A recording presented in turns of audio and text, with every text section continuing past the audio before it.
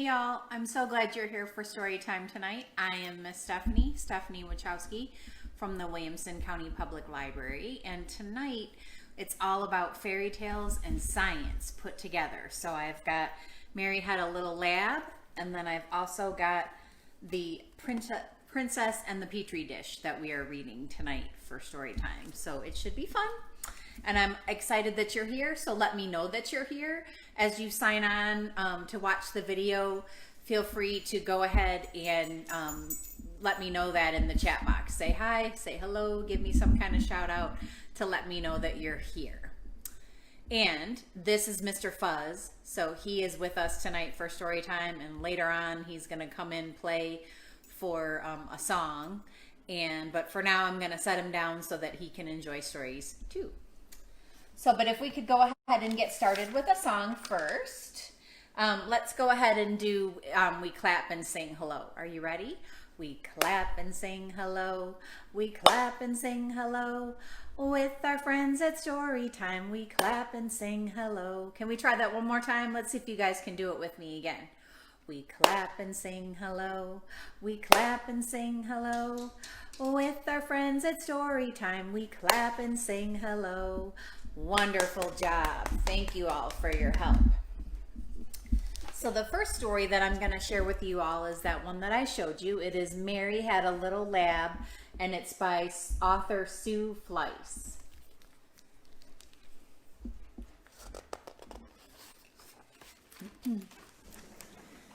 Mary had a little lab.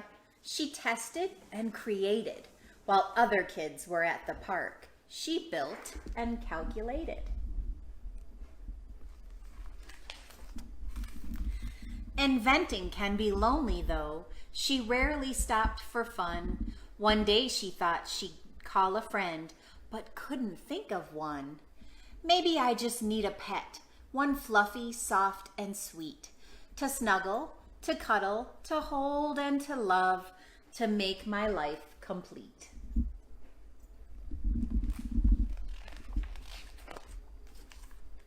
She traveled to the local farm with scissors and a sack. She snipped a tiny tuft of wool and then quickly headed back.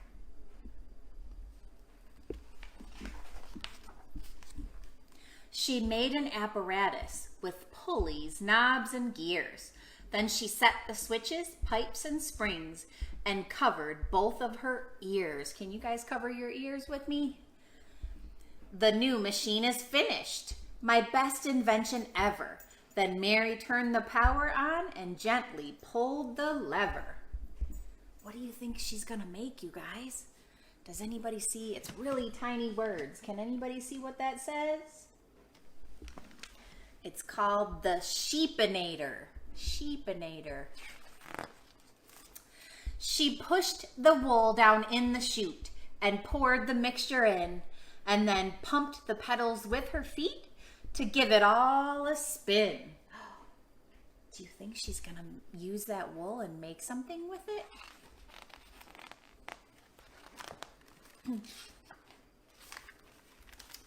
With a sputter, a crackle, a crinkle, and a bang, I have a pet to keep. The brilliant budding scientist had made a woolly sheep.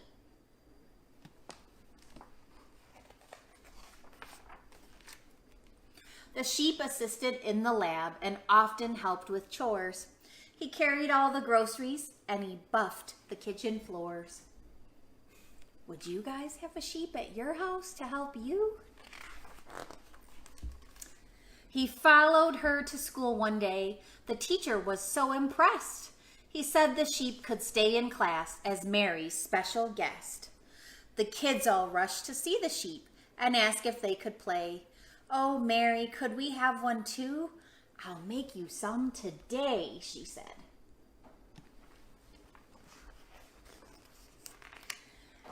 She led them to her little lab. Behold, the sheepinator. I simply press this button here and the woolly duplicator. Oh, look at that. It made another sheep. But soon the duplicator got jammed. The sheep started dropping out in twos. They filled up the lab, the yard, the street, and it even made the evening news.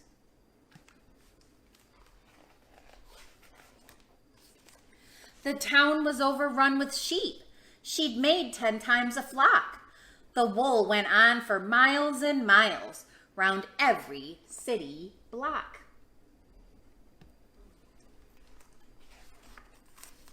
Mary said, "Let's fix this jam." They pulled it until it popped, then flipped the whole thing upside down until at last it stopped.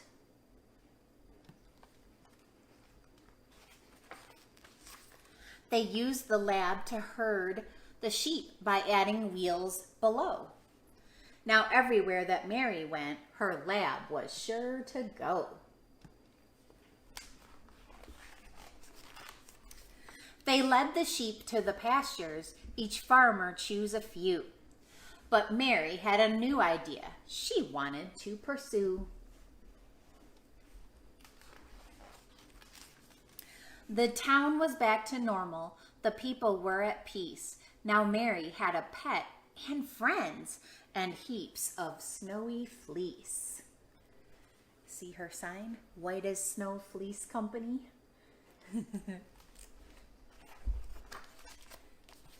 The end. Yay! That was a fun story. So speaking of Mary Had a Little Lamb, why don't we go ahead and sing that song? And we're just going to sing the first 2 verses. And so I'm going to put Mr. Fuzz back on here so that he can sing along with us. So are you ready?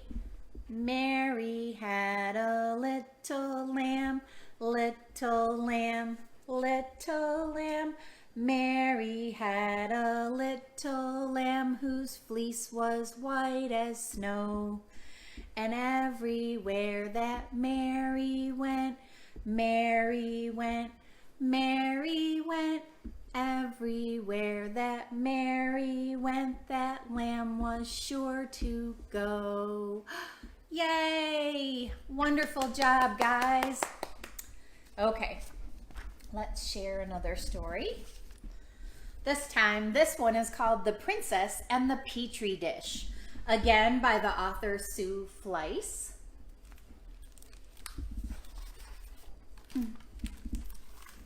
In a kingdom long ago, there lived a girl with dreams. A princess and her Petri dish took science to extremes.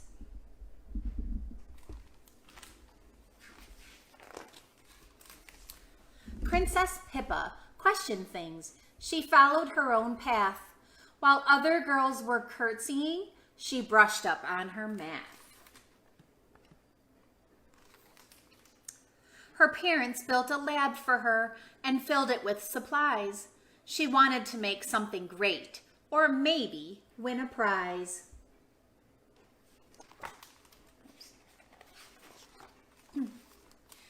Yet Pippa's lab experiments were never a success. Her hand soap turned fingers blue. Uh-oh, what would you do if your fingers turned blue from soap? Her slime balls made a mess. Her bubble gum was brittle, and her fizzy soda flat. Her mouthwash made your breath smell bad, and no one wants that. Oops. One evening during dinner time, the queen said, "Now eat your peas." But Pippa thought they tasted dull. "Can I skip them, please?" When Pippa scooped them with her fork and her mother looked away, she slipped them in her pocket. "No, I won't eat any peas today." Do you guys like peas? Tell me in the chat box if you guys like peas. And that's when Pippa hatched a plan. "I'll grow a better pea with a flavor so delicious that all the people will agree." She grabbed a brand new Petri dish and started right away. She lined the dish with paper towels and set it on a tray.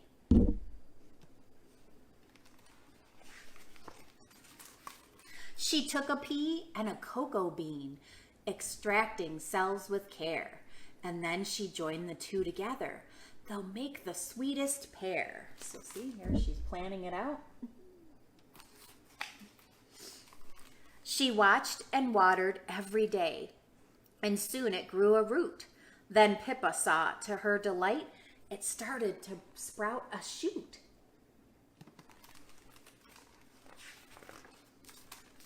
Soon the pea outgrew the dish. She moved it to a pot, and when its size exceeded that, she found a garden plot.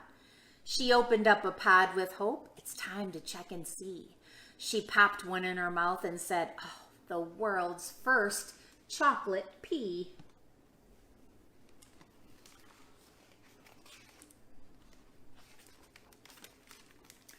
The peas became an instant hit, with kids and parents too. The candy makers tried her peas and gave a rave review. The kingdom could not get enough of Pippa's chocolate peas.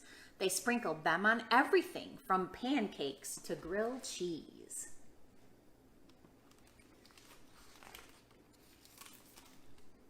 Tending to her plants one day, she noticed something was wrong. "These plants have grown too fast," she said. "The vines are way too long."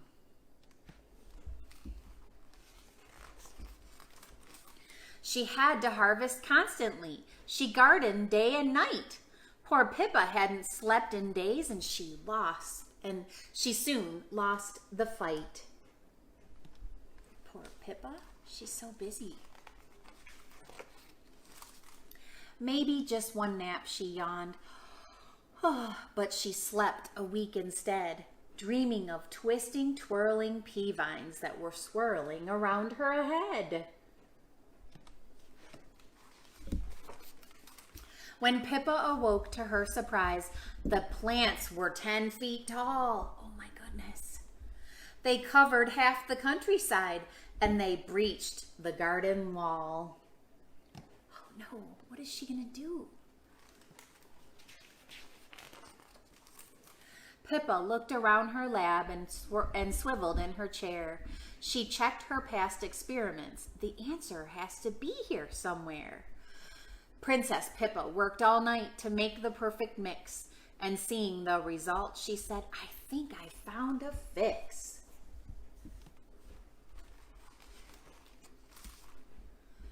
She spritzed the vines around her with the mixture she had created, and then hoped her math was accurate and held her breath and waited. Soon the vines began to shrink. "It's working," Pippa cried. "The plants are back to normal now. The peas are all safe inside."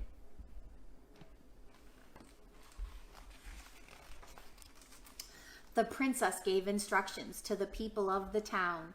They showered pea vines left and right and shrunk those pea plants down.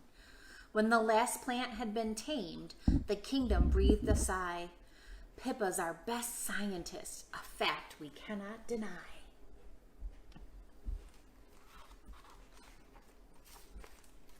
The princess and her Petri dish had proven dreams come true. Then Princess Pippa shouted, "Let's discover something new." Yay! So let's see if we can do a song together. Can you guys help me with another song? Oops. This one, sorry about that. This one's called Hands Up High. So we're gonna wave our hands up high first, and then we're gonna clap them. And then we're gonna wave our hands down low, and then we're gonna hide them. So let's see if we can do this one together. And it goes to the tune of London Bridges Falling Down. So let's see if you guys can help. Are you ready? First, we wave our hands up high, hands up high, hands up high. First, we wave our hands up high, then we clap them. Then we wave our hands down low, hands down low, hands down low. Then we wave our hands down low, then we hide them. Let's see if we can try that one more time. Are you guys ready? First, we wave our hands up high, hands up high, hands up high. First, we wave our hands up high, then we clap them. Then we wave our hands down low, hands down low, hands down low. Then we wave our hands down low. Then we hide them.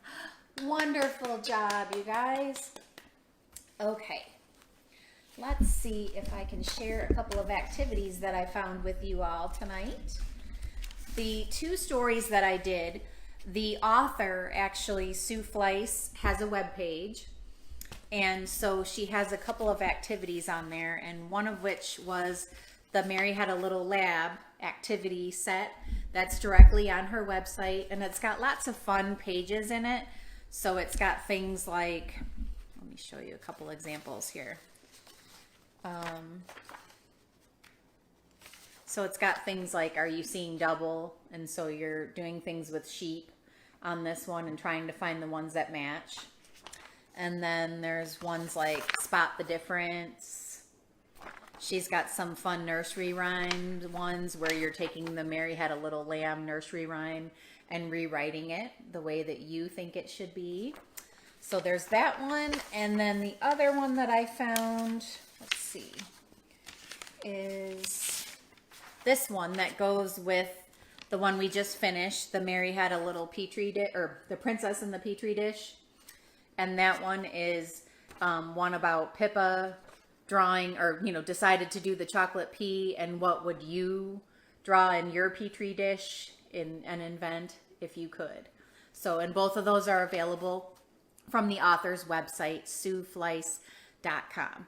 Thank you guys all for coming tonight to Storytime. I'm so glad that you were here. Please feel free to share my video with friends and family. And I look forward to seeing you guys all again tomorrow night. Bye.